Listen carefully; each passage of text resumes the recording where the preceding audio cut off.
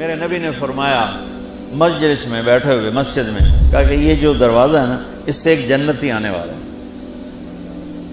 تو لوگوں نے دیکھا ایک مدینے کے مقامی آدمی ذرا بوڑھے، وہ مسجد میں اندر آئے، داڑھی میں وضو کا پانی، ہاتھ میں جوتا، نماز میں شریک ہو گئے۔ اگلے دن آپ کی محفل تھی تو آپ نے فرمایا یہ جو سامنے دروازہ ہے اس سے ایک جنتی آ رہا ہے۔ تو سیم وہی آدمی اسی حالت میں انٹر ہوئے۔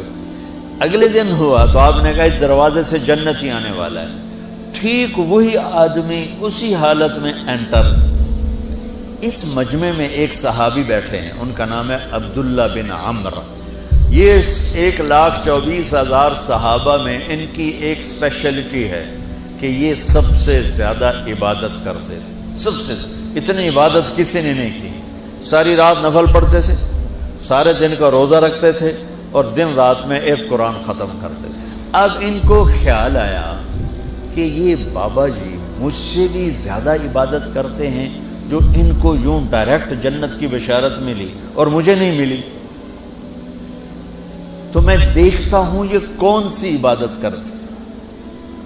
کیا یہ ساری رات سجدے میں پڑے رہتے ہیں، رکوع میں کھڑے رہتے ہیں، قیام میں کھڑے رہتے ہیں، کیا کرتے ہیں؟ تو ان کے پاس پہنچ گئے، چاچا کوئی تھوڑا والد صاحب کی ناراضگی ہے، دور رہنا چاہتا ہوں، 2-3 دن ٹھہر جاؤں آپ کے پاس؟ ہاں ہاں ہاں بیٹا آ جاؤ آ جاؤ آ جاؤ۔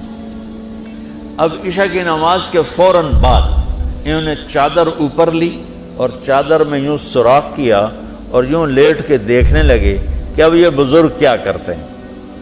بزرگ تشریف لائے، سرانے پہ سر رکھا، اللہم بسمک اموت و احیا، سونے کی دعا پڑھی، اور تھوڑی دیر بعد خراٹے تھے۔ بڑے حیران ہوئے، اب وہ دیکھ رہے ہیں ابھی اٹھے گا ابھی اٹھے گا ابھی اٹھے گا۔ پھر انہوں نے کپڑا اتار دیا، ابھی سویا ہوا ہے۔ وہ فجر کی اذان پہ اٹھے اور ان کا دماغ چکر کھا گیا، بھئی اے کی بڑی تہجد دے 2 نفل بھی نہیں تو جنت دی بشارت 3 دن کٹھی۔ انہوں نے کہا کل دیکھوں گا، کل شاید کچھ اور کریں۔ اگلے دن آئے، پھر اسی طرح یوں کر کے لیٹ گئے، اور بزرگوں نے بھی یوں کیا، اور بسمک اموت و احیا، اور پورا کمرہ خراٹے انار۔ وہ پھر پریشان، یہ کب اٹھے گا کب اٹھے گا؟ فجر کی اذان پہ اٹھے تو اور ان کی حیرت بڑھ گئی، کہنے والا سچا، اس کے بات کو تو چیلنج ہو نہیں سکتا، وہ محمد مصطفیٰ ہیں، لیکن یہ چکر کیا ہے، یہ جنت مل کیسے رہی ہے؟ چلو ایک رات اور صحیح۔ تیسری رات آئے، یہ یوں لیٹے وہ یوں لیٹے، یہ دیکھتے رہے وہ سوتے رہے، حتیٰ کہ فجر کی اذان پہ آنکھ کھلی تو یہ نا پھٹ پڑے، کہنے لگے چاچا بات بتاؤں؟ کہنے کیا؟ کہ میری کوئی جھگڑا نہیں تھا ابا سے، میں نے 3 دن مسلسل تیرے بارے میں سنا جنتی آ رہا، 3 دن تجھے اللہ کے نبی نے بشارت دی جنتی ہے جنتی ہے جنتی ہے، لیکن میں اس بات پہ حیران ہوں تو ساری رات سوتا رہتا۔ اس زمانے میں منافق بھی تہجد نہیں چھوڑتے تھے، فرض نماز تو فرض نماز ہے، منافق بھی تہجد نہیں چھوڑتے تھے۔ تو کہنے لگے کیا کرتے ہو؟ ساری رات تو سوتے گزار دیتے ہو، کیا کرتے ہو؟ کہنے لگے بھتیجے جو تو نے دیکھا ہے یہی کرتا ہوں۔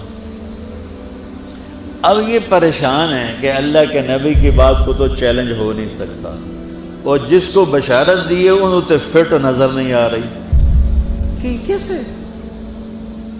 2 نفل آج کے نیک لوگ تہجد نہیں چھوڑتے۔